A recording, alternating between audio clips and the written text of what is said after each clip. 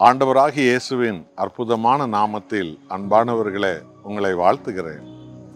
கர்த்தாதி கர்த்தர் அவருடைய ஆவியினாலே உங்களை பலப்படுத்தி உங்களுடைய இதயம் எப்பொழுதும் ஆண்டவரை தேடவும் அவருடைய வசனத்தை அனுதினமும் கடைபிடித்து அதன்படி நடப்பதில் வாஞ்சியுள்ளதாய் இருக்கவும் தேவன் செய்வாராக. யோவான் 14ஆம் அதிகாரம் 23வது வசனத்தை வாசித்து பாருங்கள்.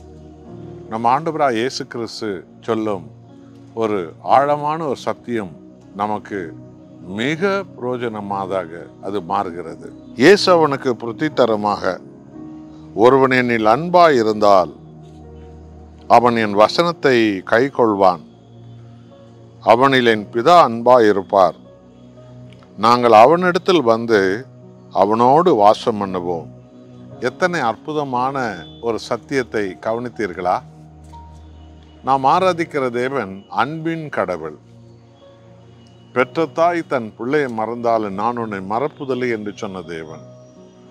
அதோடு மாத்திரமல்ல, நாம் துரோகிகளும் சத்துருக்களும் துன்மார்க்கர்களும் அநியாயக்காரர்களும் எதிர்த்து நின்றவர்களுமாய் தேவனை அறியாதவர்களுமாய் இருந்தோம்.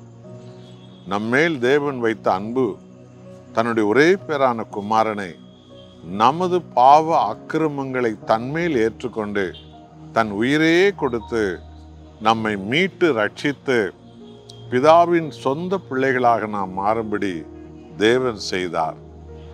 அதான் தேவனுடைய நித்திய அன்பு. இன்றைக்கும் அவர் ஒருபோதும் நம்மை கைவிடாமல் நம்மை கண்மணி போல் காத்து உயர்வுகளிலே நம்மை நடத்துகிறார். அவருடைய அன்புக்கு ஈடானது உலகில் எதுவுமே கிடையாது. அந்த தேவன் நம்மிடத்தில் எதிர்பார்ப்பதெல்லாம் அவரை முழு உள்ளத்தோடு அன்பு செய்ய வேண்டும், முழு இருதயத்தோடு அன்பு செய்ய வேண்டும், முழு ஆத்மாவோடு அன்பு செய்ய வேண்டும். தேவனை அன்பு செய்வதென்றால் என்ன? இதைத்தான் ஆண்டவராய் இயேசு சொல்லுகிறார். ஒருவன் என்னில் அன்பு கூர்ந்தால் என் கட்டளைகளை கடைபிடிப்பான். இதுதான் தேவனை அன்பு செய்வதனுடைய அடையாளம். அப்பொழுது என் பிதா அவன் மேல் அன்பாய் இருப்பார், நானும் என் பிதாவும் அவனுக்குள் வந்து வாசம் பண்ணுவோம் என்று சொல்லுகிறார். அன்பானவர்களே, இப்படிப்பட்ட ஒரு தெய்வத்தை இந்த உலகில் எந்த மதத்தாரும் அறிந்ததே கிடையாது. கடவுள் ஏதோ சிலைகளில் இருக்கிறார், ஏதோ உருவங்களில் இருக்கிறார் என்று தான் ஜனங்கள் எண்ணிக்கொண்டிருக்கிறார்கள். இல்லை இல்லை இல்லை. தேவனாகிய கடவுள் தான் உண்டாக்கி ரட்சித்த ஒவ்வொரு மனித ஆத்மாவுக்குள் வாசம் பண்ண அவர் வாஞ்ச உள்ளவராய் இருக்கிறார். ஆகவே நம் ஆண்டவராய் இயேசுவினுடைய கட்டளைகளை நாம் கடைபிடித்து நடக்கும்போது தேவன் நம்மில் வந்து வாசமாகிறார்.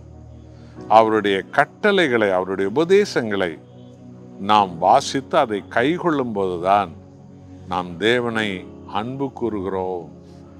ஆகவே அருமையானவர்களே, இன்று முதல் இந்த விசுவாச போதனையின்படி தேவனை அன்பு செய்ய நாம் தீர்மானிப்போமா? ஆண்டவரே, எனக்கு அப்படிப்பட்ட பலனை தாரும். என் ஜீவனாலெல்லாம் உம்மையே அன்பு கூறுவேன். உமது உபதேசங்களின்படி நான் நடப்பேன். உம்முடைய உபதேசங்கள் நடக்கும்போதுதான் நீர் என்னில் வாசமாய் இருக்கிறீர். நீர் என் உள்ளத்தில் இறங்கி வரணும் அப்பா, நீங்க எனக்கு தேவை தேவனே என்று சொல்லி நம்மை அர்ப்பணிப்போமா? அன்புள்ள தேவனே, உம்மை நேசிக்கிற ஒவ்வொருவரும் உம்மை முழு உள்ளத்தோடு அன்பு செய்ய கர்த்தர் எதிர்பார்க்கிறீர். உம்மை அன்பு செய்வதென்றால் உம்முடைய உபதேசங்களின்படி நடப்பது. அப்பொழுது பிதாவே எங்கள் உள்ளத்தில் இறங்கி வருகிறீர், இயேசுவே எங்கள் உள்ளத்தில் இறங்கி வருகிறீர், எங்களை நீர்த்தாமை அபிஷேகத்தால் நிரப்புகிறீர், உலகத்தை ஜெயித்தவர்களாய் எங்களை மாற்றுகிறீர். அப்படிப்பட்ட அபிஷேகத்தை எங்களுக்கு தாரும். இயேசுவின் நாமத்தில் பிதாவே, ஆமென்.